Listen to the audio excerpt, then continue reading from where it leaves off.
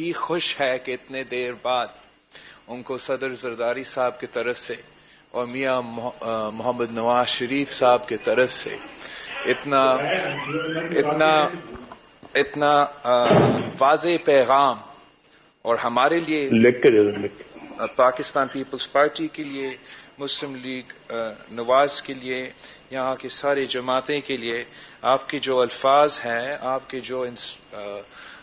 کا جو ورڈنگ ہے، وہ ہمارے لیے ہدایات ہے، انسٹرکشنز ہے. And we look forward to debating what you have put before us with all the political parties and reaching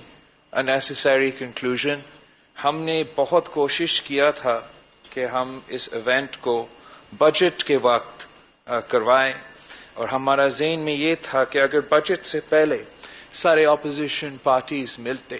اور بجٹ کو مسرت کرتے تو جو آج عوام کا معاشی صورتحال ہے، معاشی مشکلات ہے،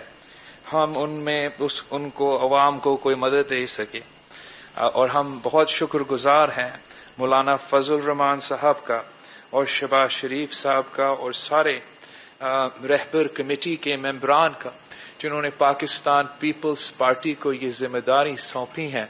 کہ ہم آج کی اہم اور تاریخی آل پارٹیز کانفرنس کو ہوسٹ کریں. ہم نے اس کی جو بنیاد ہے، جو ٹائٹل ہے،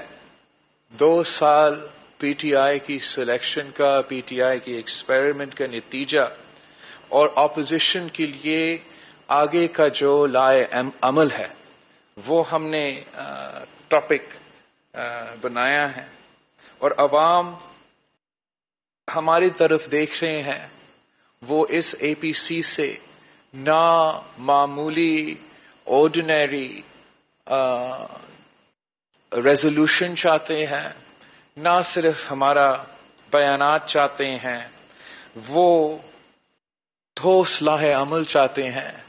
جو ان کو وہ آزادی دلا سکے جس سے وہ آج تک محروم ہیں. وہ چاہتے ہیں کہ وہ آزادی جن کو ان کا آئین ان سے وعدہ کرتا ہے کہ ان کا حق ہے، وہ آزادی جس کا وعدہ قائد اعظم نے کیا تھا، وہ وعدہ پورا ہو. اور ہمارے سامنے اب 2 سال کا یہ جو ایکسپیریمنٹ ہے، اس کا نتیجہ سامنے آ چکا ہے کہ اگر جمہوریت نہیں ہے تو عوام کا معاشی حقوق پہ ڈاکہ ڈالا جائے گا، اور جس کے نتیجے میں اب پاکستان کی 70 ایئرز کی اکنامک ہسٹری میں اتنا برا صورتحال ہمارے عوام کا سامنا نہیں کرنا پڑا،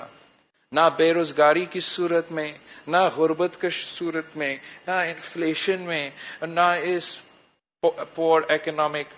گروتھ کی نتیجے میں. اور جیسے میاں صاحب نے بہت اچھے الفاظ میں ہمارے سامنے رکھا ہے کہ جب جمہوریت نہیں ہے تو نہ صرف معیشت کو پر معاشرے کو ہر طرف سے کمزور کیا جاتا ہے. ہمارے آنکھوں کے سامنے ہم نے دیکھا ہے کہ کیسے ان 2 سالوں میں ہمارا سوسائٹی کو نقصان ہوا ہے، ہمارا لا اینڈ آرڈر کو، ہمارے معاشرے میں جو کرائم ہے وہ کیسے بڑھتا جا رہا ہے. ہم نے یہ بھی دیکھا ہے کہ جب منتخب نمائندے نہیں ہوتے تو عوام کا آواز ایون تاریخی مشکلات میں نہیں سنا جاتا. ابھی حال ہی میں جس طریقے سے ان مانسون کی بارشوں کے بعد، سیلاب کے بعد پاکستان کے عوام کو لاوارث چھوڑا گیا، میرا خیال میں پاکستان کی تاریخ میں کسی نیشنل ڈیزاسٹر کے دوران عوام کو اس طریقے سے لاوارث نہیں چھوڑا گیا ہے. جس طریقے سے ایک گلوبل پینڈیمک کے دوران ہمارا ڈاکٹرز، ہمارا نرسز، ہمارا پیرامیڈکس کو مدد کرنے کے بجائے وہ حکومت کے نشانے پر تھے، ان پہ ظلم کیا گیا، ان کا آواز دبایا گیا. اور جس طریقے سے آج تک یہاں کے پاکستان کے کسان، مزدور، سفید پوش طبقہ، تاجر، سب کے سب سراپا احتجاج ہے. ہمارا میڈیا انوائرمنٹ میاں صاحب نے ہمارے سامنے، پورے ملک کے سامنے رکھ لیا ہے جہاں ایک سابق وزیر اعظم کو یہ حق نہیں ہوگا کہ وہ آزادی سے پاکستانی میڈیا پہ بولے، جہاں کسی سابق صدر کو یہ حق نہیں ہوگا کہ وہ آزادی سے میڈیا پہ بولے، یہ پھر ہم سوچ ہی سکتے ہیں کہ عوام کیسے اپنا بیان کرے، عوام اپنا آواز، اپنا دکھ، اپنا درد، اپنے مسائل کیسے سامنے لے کر آئے، اگر ان کو احتجاج کرنا کا حق نہیں ہے، اگر ان کو میڈیا میں اپنا بیانیہ دینے کا حق نہیں ہے، اگر ان کے منتخب نمائندے نیشنل اسمبلی میں بھی بول نہیں سکتے، اگر ان کے منتخب نمائندے نہ صرف نیشنل اسمبلی میں بول نہیں سکتے ہیں مگر وہ اپنا ووٹ کا گنتی نہیں کروا سکتے ہیں، جوائنٹ سیشن میں جو اس ملک کا سب سے اہم فورم ہوتا ہے، تو عوام کے لیے کیا امید ہوگا، کیا امید ہوگا، ہم کیا راستہ چھوڑ رہے ہیں؟ یہ جو قوتیں ہیں، یہ جو اسٹیبلشمنٹ ہے جس نے ہمارا عوام سے جمہوریت چھینی ہے، جس نے یہ کٹ پتلی نظام ہم پر مسلط کیا ہے، ان کو اب ہمیں سمجھانا پڑے گا،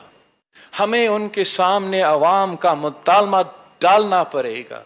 کہ ہمیں اس ملک کو، اس ملک کے عوام کو آزادی دو، ہمیں مطالبہ کرنے پڑے گا کہ ہمارا لیول پلینگ فیلڈ نہیں تھا جنرل الیکشنز میں، آپ کو ہمیں لیول پلینگ فیلڈ دینا پڑے گا، نہ صرف الیکشنز میں لیول پلینگ فیلڈ دینا پڑے گا، لیکن جگہ جگہ جہاں اپوزیشن سے یہ حق چھینا گیا ہے، چاہے وہ عدالت میں ہو جہاں اپوزیشن کو لیول پلینگ فیلڈ نہیں ملتا، چاہے وہ میڈیا پہ ہو جہاں اپوزیشن کو لیول پلینگ فیلڈ میں نہیں ملتا، اور اب پارلیمان میں بھی یہ ہے کہ اپوزیشن کو لیول پلینگ فیلڈ نہیں ہے، تو یہاں کے بیٹھے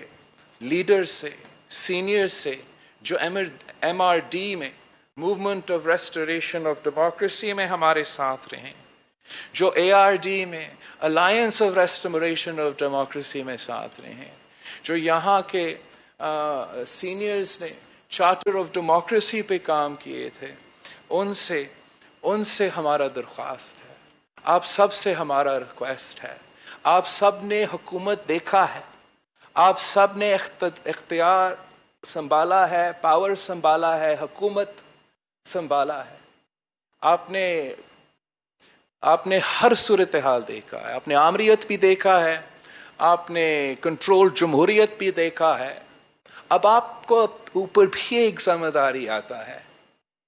کہ آپ نیا نسل کے لیے ہمارے ساتھ مل کے حقیقی جمہوریت کا مطالبہ کرے، اس کو حقیقت میں تبدیل کرنے کے لیے ہمیں ایک بار پھر، چاہے وہ movement of for the restoration of democracy ہو یا alliance of restoration of democracy ہو، ہمیں اسی اتحاد کے ساتھ، اسی یونٹی کے ساتھ ایک اور الائنس فارم کرنا پڑے گا جس کا بنیاد ایک نیا چارٹر آف ڈیموکریسی ہو، جس کا منشور ایک نیا چارٹر آف ڈیموکریسی ہو، اس کو ہمارا منشور بنا کے پھر ہم سب کو نکلنا پڑے گا، نہ صرف لاہور میں یا اسلام آباد میں مگر اس ملک کے دیہاتوں میں، گوادر میں، بلوچستان میں، پشاور میں، فاٹا میں، گلگت بلتستان میں، آزاد کشمیر میں، اس ملک کے چھوٹے شہروں میں، دیہاتوں میں ہم سب کو نکلنا پڑے گا۔ اگر ہمارا آواز میڈیا کے تھرو نہیں جائے گا تو ہم سب کو عوام کے پاس جانا پڑے گا، ان کے دروازہ تک جانا پڑے گا اور ان کو ہمارے ساتھ ملانا پڑے گا، ان کو ہمارا طاقت میں تبدیل کر کے ہمیں نہ صرف اس حکومت کو سڑکوں سے للکارنا ہے، اس حکومت کے سہولت کاروں کو سڑکوں سے للکارنا ہے، مگر ان کو وہاں سے چیلنج کرنا ہے جہاں وہ آج آکیوپائی کر رہے ہیں، وہ آکیوپائی کر رہے ہیں پروونشل اسمبلیز کو، वो ऑक्यूपाई कर रहे हैं नेशनल असेंबली को, वो ऑक्यूपाई कर रहे हैं सेनेट ऑफ पाकिस्तान को। आप सबके पास एक्सपीरियंस है, आप सब जानते हो कि हम कैसे ना सिर्फ उनको सड़कों पे चैलेंज कर सकते हैं, मगर हमें अपना ऐवानों को आजाद करवाना पड़ेगा, उनका ऑक्यूपेशन को खत्म करना पड़ेगा। हम अगर अपने ऐवान को आजाद नहीं कर सकेंगे तो हम अवाम को क्या यकीन दिला सकेंगे कि हम उनको आजाद करा सकेंगे। ये मेरा सोच है, मेरा तजवीज़ है। अब मैं आप सबसे सुनना चाहूँगा, अब सबसे एडवाइस लेना चाहूँगा, और जो भी ये फोरम डिसाइड करता है, जो फैसला ये फोरम करता है, हम उसके साथ खड़े हैं, उसको करने को तैयार है, आखिरी दम तक लड़ने को तैयार है। हमने पहले भी कुर्बानियाँ दिए हैं, अब हम उन कुर्बानियों का हिसाब लेना चाहते हैं। इंशाअल्लाह ताला हम मिल के अवाम को इस मुसीबत से, इस आज़ाब से आज़ादी दिलवा के रहेंगे। आपका बहुत शुक्रिया। हमारा बहुत ही लंबा प्रोग्राम है। मैं शहबाज शरीफ साहब से रिक्वेस्ट करूँगा कि वो अपना इंट्रोडक्टरी रिमार्क्स दे दे, और प्लीज़ हमें मौका दे। मैंने इन सब को कुछ खाना खिलाना है। अगर खाने के बगैर हम ये इवेंट शुरू होते हैं तो शायद एक दूसरा नतीजा निकलेगा। मियां मोहम्मद शहबाज शरीफ साहब।